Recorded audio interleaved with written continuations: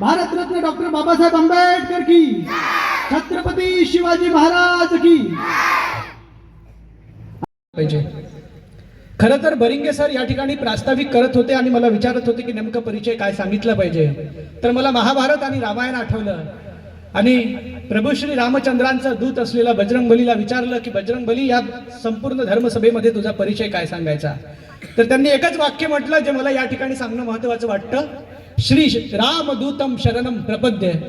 या विद्यालयाचा, या महाविद्यालयाचा मी केवळ आणि केवळ माझी विद्यार्थी आहे आणि या विद्यालयाचा माझी विद्यार्थी असणं हीच माझी ओळख आहे आणि हाच माझा परिचय आहे असं मला या ठिकाणी सांगणं वाटतं।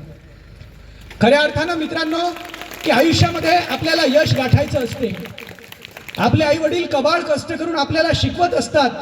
गाडगे बाबांनी सांगितलं की एकदाच तुम्ही घरामध्ये सुखसुविधेच्या वस्तू कमी करा, मात्र लेकरांना शिक्षणाचं साहित्य उपलब्ध करून द्या आणि त्याच पावलावर पाऊल टाकत आदरणीय गोंडसर सरांनी या ठिकाणी क्रीडा साहित्य उपलब्ध करून दिलं। हे खऱ्या अर्थानं खूप मोठी गोष्ट आहे। गाडगे बाबांनी सांगितलं की एका डावचं बायकोला लुगडं कमी दर्जाचं घ्या पण शिक्षण द्या। गाडगे महाराजांनी दशसूत्रीच्या माध्यमातून भारतामध्येच नाही तर जगभरामध्ये क्रांती घडवून आणली।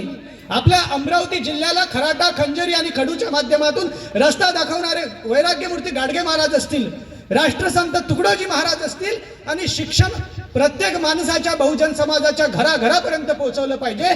यासाठी शिक्षण प्रत्येक माणसाच्या, बहुजन समाजाच्या घराघरापर्यंत पोहोचवलं पाहिजे।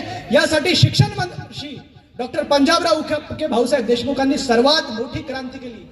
मित्रांनो, जर यश गाठायचं असेल, पार्सल एपीजे अब्दुल कलाम साहेबांनी खाली लोटून दिलं आणि चालत्या गाडीत त्यांनी उडी घेतली। पुढे ट्रेनला वर्तमानपत्राचं पार्सल लटकलेलं होतं आणि ते पार्सल घेण्यासाठी एपीजे अब्दुल कलाम साहेब त्या ट्रेनच्या ट्रॅकवर अनवाणी पायानं धावत होते, कारण त्यांना ते ट्रेनमध्ये अडकलेलं पार्सल काढून गावागावामध्ये जाऊन वर्तमानपत्र वाटायचे होते।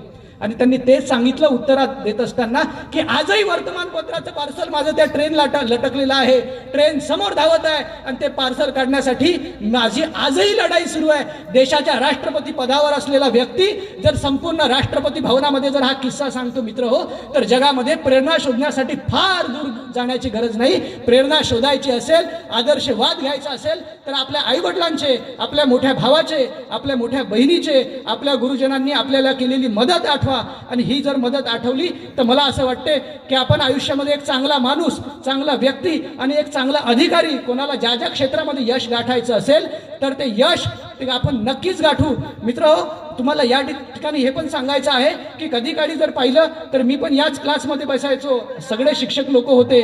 जर आपण पाहिलं तर एखादा विषय आपल्याला येत नसेल तर आपले शिक्षक रागावतील, मात्र राग न मानता, कुठला क्रोध न करता एक सुविचार होता की छडी लागे छमछम आणि विद्या येई घमघम। आज आपल्याला त्या आपल्या जुन्या परंपरेला पाहायचं आहे, आपल्या जुन्या विचारधारेला पाहायचं आहे आणि आपल्या शिक्षकांचा सन्मान हा सर्वात मोठा सन्मान असतो। आज मी जर पाहिलं मित्र हो, शिकागोच्या धर्म परिषदेमध्ये आम्ही स्वामी विवेकानंदांच्या विचारावर आणि तत्वज्ञानावर काम करतो आणि संपूर्ण आयुष्य स्वामी विवेकानंदांच्या विचारावर कसं जाईल आणि विवेकानंदांच्या विचाराची तरुण पिढी कशी जन्माला येईल यासाठी मी माझं स्वतःचं अख्खं आयुष्य समर्पित करून टाकलं।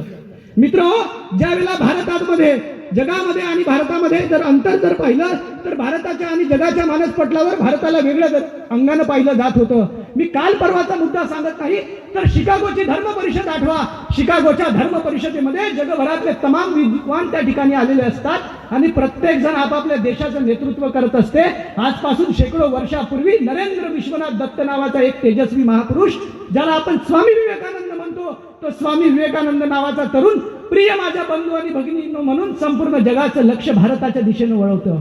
आज आपल्याला निर्व्यसनी पिढी घडवायची आहे, आज आपल्याला चारित्र्य, विवेक आणि समतानिष्ठ तरुण घडवायचे आहेत। सर आपल्याला सविस्तर मार्गदर्शन देखील करतील।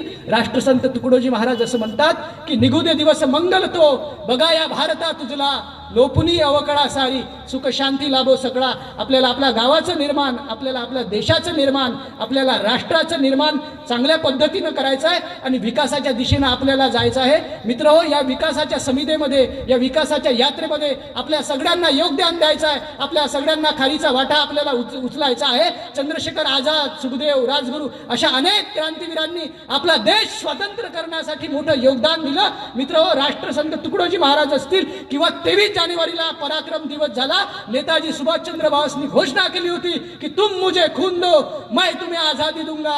आता खून द्यायची वेळ नाही आहे, आपण स्वतंत्र झालो आहे. आता आपल्याला एक दुसऱ्याला साथ द्यायची आहे, चांगल्या विचारांना सहकार्य करायचं आहे, चांगल्या लोकांना सहकार्य करायचं आहे. आणि भगतसिंग असं म्हणतात की मैं मुर्दों का साथी हरदम मुर्दे मुझसे मिलते हैं, मैं जब जब अंगार बोलूं तो जले हुए भी जलते हैं. याद रखो दुनिया वालों, मैं इस भूमि का बेटा हूं और देश के खातिर फांसी चढ़ा उस भगत सिंग से छोटा हूं. मनपूर्वक धन्यवाद. आपल्या सर्वांच्या ऋणात राहू इच्छितो.